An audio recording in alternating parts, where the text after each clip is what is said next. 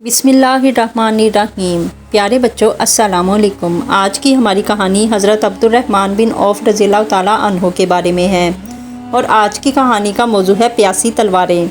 जंगे बदर अरूज पर थी। एक तरफ अल्लाह के सिपाही थे तो दूसरी तरफ इस्लाम के सख्त तरीन दुश्मन कुफार मक्का थे, जो आज ये इरादा लेकर मैदान जंग में आए थे कि वो इन मुट्ठी भर मुसलमानों को मिटाकर दम लेंगे। कुफार मक्का को अपनी ताकत पर बड़ा घुमंड था। वो पूरे साजो सामान के साथ मुसलमानों के मुकाबले के लिए बदर के मैदान में उतरे थे। उनकी तादाद मुसलमानों से कई गुना ज़्यादा थी और जंग का सामान भी उनके पास बेइंतहा था।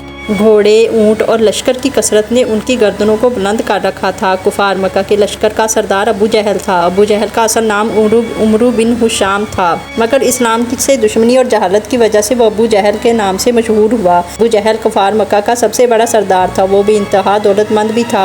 इसी वजह से वो गुरूर और तकब्बुर भी बहुत करता था। दौलत और ताकत का नशा उसे चढ़ा हुआ था। मुसलमान जब मक्का मुकरमा में थे तो यही अबू जहल उनका सबसे बड़ा दुश्मन था। वो मुसलमानों को सताने का कोई मौका हाथ से ना जाने देता। वो खुद भी मुसलमानों को सताता और दूसरे सरदारों को भी ऐसा करने के लिए कहता।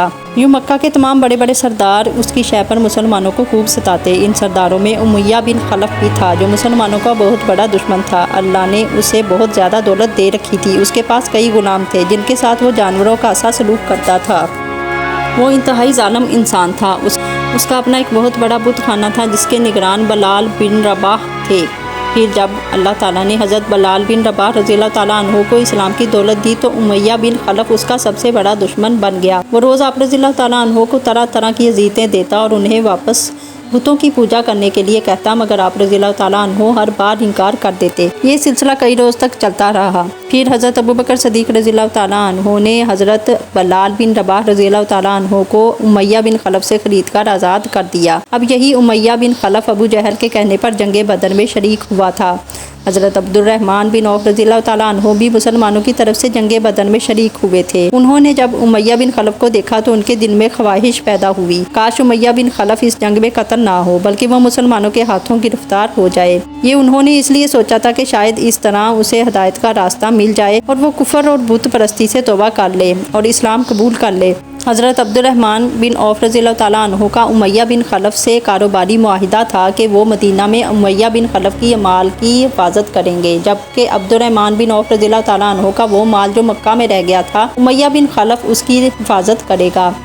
ग़ज़वा बदर का मार्का गर्म था। कुफार मक्का बढ़ चढ़कर मुसलमानों पर हमले कर रहे थे। कुरैश मक्का के बड़े बड़े सरदार मुसलमान मुजाहिदीन के हाथों कट कट कर गिर रहे थे।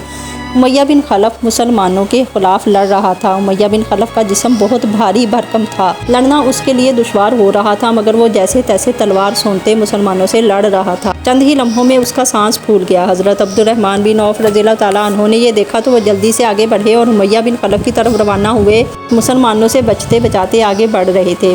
वो जानते थे कि ये बहुत ख़तरनाक काम है, मगर उनके दिल में तो एक ख्वाहिश थी कि उमैया बिन खलफ कत्ल ना हो, शायद वो हिदायत का रास्ता पा ले। ये सोचकर वो एक नए अज़म और हौसले से आगे बढ़ने लगे। कुछ देर बाद वो उमैया बिन खलफ के पास पहुंच गए। उमैया बिन खलफ ने उन्हें देखा तो भागकर उनकी तरफ बढ़े और उनसे अमान तलब कर ली।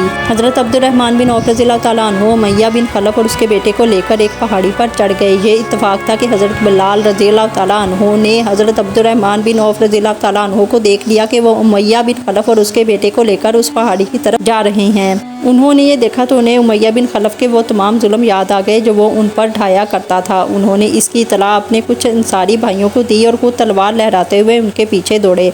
हज़रत बलाल रज़ियल्लाहु ताला अन्हु और चंद अंसारी उनके करीब पहुँचे। हज़रत अब्दुर्रहमान बिन औफ रज़ियल्लाहु ताला अन्हु ने ये देखा तो उन्होंने उमैया बिन खलफ के बेटे को इन अंसारी नौजवानों के आगे कर दिया। इन अंसारी नौजवानों ने उस पर हमला करके उसका काम तमाम कर दिया। अब वह उमैया बिन खलफ की तरफ बढ़े, क्योंकि उनका असल शिकार तो उमैया बिन खलफ था, उसका बेटा नहीं। वो तो अपने बाप के चक्कर में मारा गया था। अब अजीब सूरत हाल थी। हज़रत अब्दुर्रहमान बिन औफ रज़ियल्लाहु ताला अन्हु का चूँकि उससे माहिदा था, इसलिए वो चाहते थे कि वो कत्ल ना हो। उमैया बिन खलफ चूँकि भारी भरकम था, दौड़कर जान बचाना उसके लिए मुश्किल था, इसलिए वो थक हार कर बैठ गया। हज़रत अब्दुर्रहमान बिन औफ रज़ियल्लाहु ताला अन्हु जानते थे कि हज़रत बिलाल रज़ियल्लाहु ताला अन्हु और उनके साथी उमैया बिन खलफ को कत्ल किए बगैर नहीं जाएंगे, इसलिए उसे बचाने के लिए وہ امیہ بن خلف کے اوپر لیٹ گئے۔ حضرت عبد الرحمن بن عوف رضی اللہ تعالیٰ عنہ نے امیہ بن خلف سے کہا امیہ بیٹھ جاؤ۔ امیہ بن خلف فوراً بیٹھ گیا۔ حضرت عبد الرحمن بن عوف رضی اللہ تعالیٰ عنہ اس کے اوپر اوندھے لیٹ گئے تاکہ اس کی جان بچ جائے، مگر انصاری مجاہدین نے اس حالت میں پاؤں کے نیچے سے تلواریں چلا کر اسے قتل کر دیا۔ مجاہدین کی پیاسی تلواروں نے اس دشمن خدا اور دشمن رسول صلی اللہ علیہ وآلہ وسلم کا خاتمہ کر دیا۔ یوں اللہ کا ایک دشمن اپنے انجام کو پہنچا۔ اس کہانی سے ہمیں یہ سبق ملتا ہے کہ جب ہم کسی سے معاہدہ کرتے ہیں تو ہم اس کو پورا کرتے ہیں۔ تو حضرت عبد الرحمن بن عوف رضی اللہ تعالیٰ عنہ نے بھی اپنے معاہدے پر پورا اترنے کی پوری کوشش کی تھی۔ امیہ بن خلف کیونکہ ظالم تھا، اس لیے ظالم ضرور اپنے انجام کو پہنچتا ہے۔